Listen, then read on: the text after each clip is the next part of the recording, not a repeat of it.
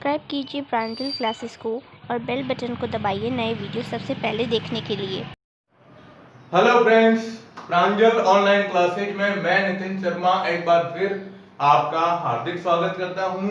आज हम केमिस्ट्री का एक नया चैप्टर क्लास 12 का शुरू करने जा रहे हैं और उससे पहले आपको बता देता हूं कि ये चैप्टर जो है यह केमिस्ट्री की एक ब्रांच है जिसका नाम आता है अपने इंडस्ट्रियल केमिस्ट्री। इंडस्ट्रियल केमिस्ट्री के अंतर्गत आता है। इंडस्ट्रियल केमिस्ट्री का मतलब होगा औद्योगिक रसायन, जो रसायन विज्ञान की शाखा है उसके अंतर्गत दिया गया है और उस चैप्टर का नाम है पॉलीमर। कौन सा? पॉलीमर्स। पॉलीमर्स का मतलब क्या होता है? बहुलक के बारे में अपन पढ़ेंगे। देखो, आज का अपना ये लेक्चर है वो इसके इंट्रोडक्शन के रूप में दिया गया है। मैं आपको इसका इंट्रोडक्शन बताना चाहता हूं कि भाई ये बहुलक क्या होता है, बहुलक के अंदर क्या क्या चीजें हैं, आपको इसका वर्गीकरण कैसे ध्यान रखना है, क्या सब चीजें आएगी। तो ये पार्ट वैसे तो 3 नंबर का है, पार्ट संख्या भी बता देता हूं। ये 15वां लेसन है अपने इस केमिस्ट्री का, ठीक है ना। देखो, आप पॉलीमर की जब बात की जाती है तो पॉलीमर शब्द जो दिया गया है, ये पॉलीमर शब्द 2 भागों से मिलकर बना हुआ है। 2 टुकड़े होते हैं इसके, एक भाग आता है पॉली और एक भाग आता है मर। ठीक है, पॉली, पॉली का मतलब होता है बहु। क्या मतलब? बहु। और मर्स का मतलब होता है एकलक, या हम कह सकते हैं इकाई। मर्ज करोगे तो एकलक, इकाइयां, इकाइयों के रूप में भी इसको लिख सकते हैं। तो ये 2 भागों से मिलकर बना हुआ है और जब हम इसकी परिभाषा लेते हैं तो इसकी परिभाषा आपको ध्यान रखनी है कि जब समान या असमान, समान या असमान, ठीक है, निम्न अणुभार वाले अणु, निम्न अणुभार वाले अणु, ध्यान रखिएगा, वे निम्न अणुभार वाले अणु परस्पर क्रिया करके, परस्पर क्रिया करके जब उच्च अणुभार वाले, उच्च अणुभार वाली नई इकाइयों का निर्माण करते हैं, नई इकाइयों का निर्माण करते हैं, तो यह प्रक्रिया जो होती है, यह प्रक्रिया बहुलकीकरण कहलाती है। क्या कहलाती है? बहुलकीकरण, बहुलकीकरण प्रक्रिया कहलाती है। और ध्यान रखिएगा, इन इकाइयों को बृहद अणु की इकाइयां जो होती है, तो बृहद अणु इकाइयां जो कहलाएगी, इन इकाइयों को ही हम क्या कहते हैं? बहुलक के नाम से जानते हैं। क्या कहते हैं? इनको बहुलक कहते हैं। ठीक है, देखो, समान या असमान निम्न अणुभार वाले इकाइयां कह सकते हो या अणु कह सकते हो जो परस्पर क्रिया करके जब उच्च अणुभार वाले, बहुत ज्यादा अणुभार वाले अणुओं का निर्माण करती हैं या इकाइयों का निर्माण करती है, तो इस क्रिया को बहुलकीकरण कहा जाता है। और इन बृहद अणु वाली इकाइयां हैं, इनको बहुलक के नाम से जाना जाता है। अब देखो, नाम क्या आया? इकाइयां। इकाइयां का मतलब होता है एकलक। एकलक जो शब्द आता है इसके अंदर, एकलक का मतलब यह है कि बहुलक के अंदर आने वाली, बहुलक में आने वाली, बहुलक में आने वाली वह इकाई जिसका बार बार पुनरावर्तन होता है, जिसका बार बार क्या होता है? पुनरावर्तन होता है, पुनरावर्तन होता है, पुनरावर्तन होता रहेगा और ये इकाइयां आपस में जुड़ के क्या करती है? बृहद अणु का निर्माण करती है। और आपको पता है इसके अंतर्गत एक उदाहरण आपको याद होगा पॉलीथीन का, जो हम जनरली इसका यूज करते हैं। तो पॉलीथीन क्या होती है? पॉलीथीन जो होती है, पॉलीथीन जनरली अगर अपन देखते हैं तो पॉलीथीन एथीन की इकाई है। एथीन जो होती है ना, एथीन के बहुलकीकरण के द्वारा पॉलीथीन प्राप्त की जाती है ना। ऐसे तो अपन अब इसके अंदर कई उदाहरण लेंगे, तो इस पार्ट के अंदर सबसे पहले तो आपको इसकी परिभाषा याद रखनी है। परिभाषा के साथ साथ बताना है कि भाई एकलक इकाई क्या होती है। तो बहुलक की वह छोटी से छोटी इकाई जिसका बार बार पुनरावर्तन होता है और उसके पुनरावर्तन से या उन इकाइयों के जुड़ने से एक बहुलक का क्या होता है, निर्माण होता है। तो इसका आप स्क्रीनशॉट ले लीजिएगा, ठीक है। चलिए अब देखो, अब इसके अंतर्गत क्या क्या चीज आती है। तो जनरली अपन जब बात करते हैं इस बहुलक के बारे में, तो आपको देखो पॉइंटों में बता देता हूं कि इस पार्ट के अंदर क्या क्या मुख्य पॉइंट आएंगे। तो सबसे पहला पॉइंट आएगा बहुलक का वर्गीकरण। कई प्रकार से बहुलक को वर्गीकृत किया गया है। जैसे बहुलक की प्राप्ति कैसे होती है, प्राकृतिक है या कृत्रिम है, किसके द्वारा प्राप्त होता है, बहुलक की संरचना कैसी है ना। तो वर्गीकरण में एक तो पढ़ोगे आप स्रोत के आधार पर, किसके आधार पर, स्रोत के आधार पर इसका वर्गीकरण।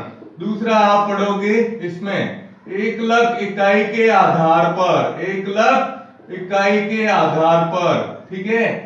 तीसरा आप पढ़ोगे इसमें बहुलकीकरण क्रिया द्वारा या बहुलकीकरण की क्रिया द्वारा, बहुलकीकरण क्रिया के आधार पर, ठीक है। तीन, चौथा पढ़ेंगे संरचना के आधार पर, बहुलक की संरचना कैसी है, किस तरह की होती है, तो संरचना के आधार पर इसका वर्गीकरण। पांचवा पढ़ेंगे ताप के आधार पर, कि भाई कुछ बहुलक ऐसे होते हैं जो ताप के आधार पर किस प्रकार से इसको प्रदर्शित किया जाएगा। तो 1 2 3 4 5, और छठा होता है आणविक बंध के आधार पर, आणविक बंध के आधार पर। देखो आप इतने प्रकार के ये बहुलक हैं। बहुलक का वर्गीकरण अगर अपन देखेंगे ना, तो पाठ की शुरुआत से लेके पाठ के एंड तक जितने भी एग्जाम्पल आएंगे वो सभी एग्जाम्पल्स इसके अंतर्गत आएंगे, ठीक है। तो एक आप इसके अंदर पढ़ोगे वर्गीकरण, फिर इसमें अपन पढ़ेंगे दूसरा पॉइंट, वो है प्राकृतिक बहुलक। प्राकृतिक बहुलक के अंदर आप पढ़ोगे प्राकृतिक बहुलक क्या होता है, उसकी एकलक इकाई क्या होती है, एकलक इकाई के बाद ये कैसे प्राप्त किया गया है, और उसको हम गुणवत्ता लाने के लिए, इसमें आपने क्लास 10th के अंदर पढ़ा होगा, याद है आपको, गंधक मिलाते हैं तो वल्कनीकरण की क्रिया पढ़ी होगी। बहुलक का ये रबड़ के वल्कनीकरण की क्रिया, तो वल्कनीकरण क्या होता है, वल्कनीकृत रबड़ क्या होता है, ठीक है। फिर इसी के अंदर आप पढ़ोगे संश्लेषित रबड़, अलग अलग प्रकार के क्या कहते हैं, संश्लेषित रबड़। संश्लेषित रबड़ के अंतर्गत आएगा जैसे ब्यूना एन, है ना, ब्यूना एस। तीसरा पढ़ोगे आप ये ब्यूना एन और ब्यूना एस आ गया। इसके अलावा जैसे अपन पढ़ेंगे 1,3-ब्यूटाडाइन के बारे में, पॉली 1,3-ब्यूटाडाइन रबड़, ठीक है। इसके अलावा और भी इसके अंदर आएंगे आइसोब्यूटिलीन रबड़ के बारे में पढ़ोगे। और एक आएगा जैसे नियोप्रीन रबड़।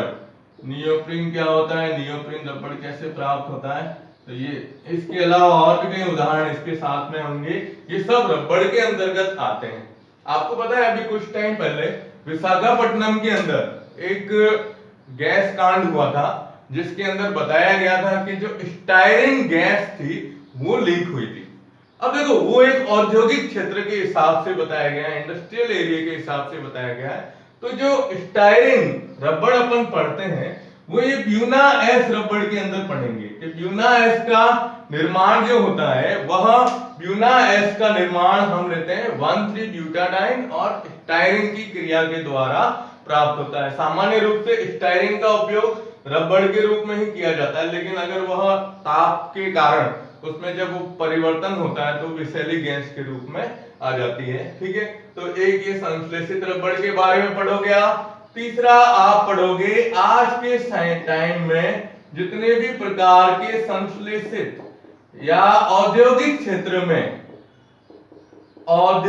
क्षेत्र के अंदर जितने भी प्रकार के बहुलक हैं।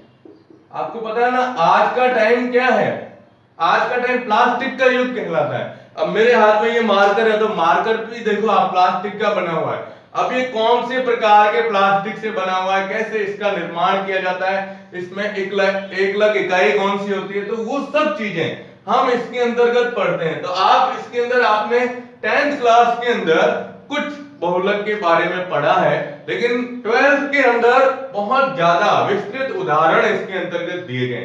तो विस्तृत उदाहरणों के अंदर जनरली मैं आपको बताऊं, जैसे नायलॉन के बारे में आपने पढ़ा है, नायलॉन 66 है ना। अब आपके इसमें क्या आ जाएगा, नायलॉन 6 आ जाएगा।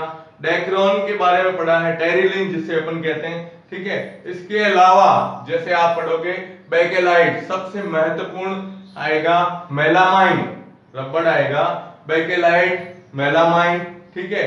और भी आप पढ़ोगे तो इसके अंतर्गत जैसे अपने ये जो नॉन स्टिक तवा आता है, तो नॉन स्टिक तवा बना मतलब निर्माण के लिए जो इसमें काम में लिया जाता है, जिसे कहते हैं टेट्रा फ्लोरोएथीन जो होती है, उसके द्वारा निर्माण किया जाता है, टेफ्लॉन के नाम से जाना जाता है। तो ऐसे कई। अब पॉलीथीन आप क्या समझते हो, अपन पॉलीथीन वर्ड लेते हैं, पॉलीथीन के बारे में क्या कहते हैं कि भाई हाँ हाथ में ले ली पॉलीथीन, ये पॉलीथीन है, नहीं ऐसा नहीं है। पॉलीथीन दो प्रकार की होती है, एक होती है निम्न घनत्व वाली, LDPE के नाम से जानी जाती है, और एक होती है उच्च घनत्व वाली, जिसे अपन कहते हैं HDPE के नाम से जानी जाती है। ये दोनों पॉलीथीन के प्रकार है।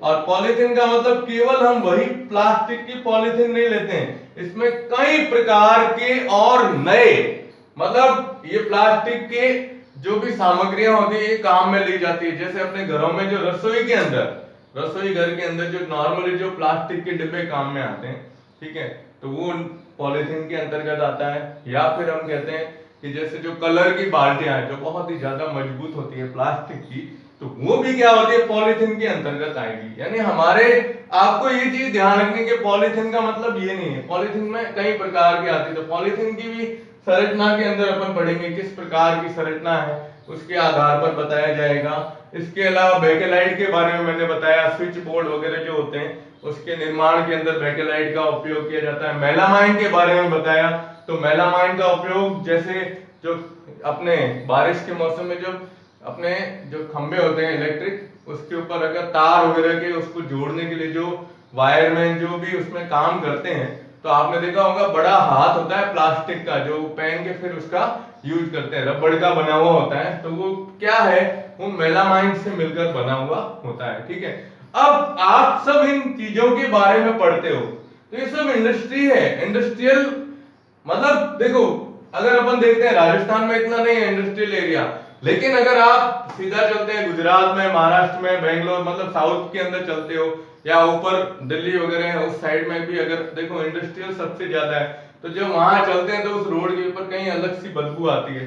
तो बदबू आने का कारण क्या होता है, ये जो प्लास्टिक बनते हैं तो इससे कई प्रकार की गैसें निकलती है, तो वो पर्यावरण प्रदूषण के लिए बहुत ही ज्यादा क्या होती है, हानिकारक होती है, सीधी सी बात है ना। अब पर्यावरण प्रदूषण को ध्यान में रखते हुए कुछ ऐसे बहुलक बनाए गए हैं जो हमारे लिए बहुत ज्यादा उपयोगी होते हैं, और उनका उपयोग भी करेंगे, है तो प्लास्टिक, प्योर प्लास्टिक के रूप में रहते हैं, लेकिन जब उनका उपयोग किया जाता है तो वहां जो होते हैं वहां पर्यावरण को किसी भी तरह का नुकसान नहीं पहुंचाते हैं। इस आधार पर दो है पढ़ेंगे आप, एक आएगा जैव निम्नीकृत बहुलक, जैव निम्नीकृत बहुलक, और एक आएगा अजैव या जैव अनिम्नीकृत बहुलक, जैव अनिम्नीकृत बहुलक, है ना। तो अनिम्नीकृत बहुलक के अंतर्गत तो हमने जो अभी ये बात की है औद्योगिक क्षेत्र वाले जो पर्यावरण को बहुत ज्यादा नुकसान पहुंचाते हैं, और जैव निम्नीकरण बहुलक ऐसे होते हैं जो क्या करते हैं अपने पर्यावरण के लिए भी क्या ज्यादा नुकसान वगैरह नहीं पहुंचाते हैं, किसी भी तरह की क्षति नहीं पहुंचाते हैं। अब इसके अंदर उदाहरण क्या आता है, तो जैसे मान लो किसी के चोट लगती है, तो चोट लगने पर जो ऑपरेशन करते हैं, तो ऑपरेशन के अंदर जो स्टिक काम में ली जाती है, जो टांका लगाते हैं धागा, वो धागा इन बहुलकों से मिलकर बना होता है। अब आपको भी पता है धागे भी दो है, एक तो बाह्य चोट के लिए तो क्या होता है धागा, एक बार टांका लग गया तो उसको खोलना पड़ता है, और एक जैसे अंदर का कोई ऑपरेशन होता है, जो ज्यादा सर्जरी के अंदर जो लेते हैं, तो उसमें जो धागे काम में ले जाते हैं वो क्या पानी के अंदर कुछ समय बाद गल जाते हैं, है ना। तो वो धागे हैं, वो धागे भी इसके मतलब बहुलकों से मिलकर ही बने होते हैं, ठीक है। एक जो अपन रॉड की बात करते हैं, किसी के एक्सीडेंट वगैरह होता है तो एक्सीडेंट के अंदर रॉड वगैरह लगाई जाती है, तो रॉड के अंदर भी इस प्रकार के बहुलक युक्त यौगिक जो होते हैं वो इसके अंदर यूज में लिए जाते हैं, ठीक है। तो आप देखो आज के समय में सबसे ज्यादा मेन पॉइंट क्या आता है, इंडस्ट्रियल जो स्थिति होती है, इंडस्ट्रियल स्थिति के आधार पर, तो उसी के अंतर्गत ये लेसन पूरा दिया हुआ है। मैं इस लेसन को अच्छी तरीके से समझाने का प्रयास करूंगा और इसी के अंदर जैसे अपना जब पार्ट आगे चलेगा तो इस पार्ट के अंदर आगे चल के 2, 3 या 4, 5 लेक्चर के बाद मैं अपने इसी लेसन के जो नोट्स है वो आपको YouTube जो अपना जो चैनल है, जब वीडियो अपलोड करूंगा तब वीडियो के साथ में ही इसका लिंक है ना, इसके नोट्स का जो लिंक है वो साथ में अपलोड कर दूंगा ताकि आपको आसानी हो इस चीज को पढ़ने में। अब ये 3 नंबर का जो पार्ट है, इस 3 नंबर के पार्ट के अंदर आपको जितने भी बहुलक हैं उन सब बहुलकों की एकलक इकाइयों के नाम, उनके सूत्र सबसे महत्वपूर्ण याद रखने हैं। तो अपन इस पार्ट को अब नेक्स्ट लेक्चर के अंदर मैं आपको शुरू करूंगा, क्योंकि ये तो जनरली इंट्रोडक्शन के आधार पर आपको बताया था कि मैं अब ये लेसन वापस नया लेसन शुरू करने जा रहा हूं। तो आपसे अनुरोध है कि आप मेरे चैनल को ज्यादा से ज्यादा सब्सक्राइब करें, ठीक है। सब्सक्राइब के साथ साथ वीडियो को लाइक करें, शेयर करते रहें, ठीक है ना। इसका स्क्रीनशॉट लेना चाहो तो ले सकते हो, नहीं तो फिर कल मतलब नेक्स्ट टर्न के अंदर अपन इस पार्ट की शुरुआत करेंगे जिसमें वापस बहुलक की परिभाषा के बाद बहुलक का नामकरण कैसे किया गया है और नामकरण के बाद अपन शुरू करेंगे इसका वर्गीकरण, ठीक है। धन्यवाद।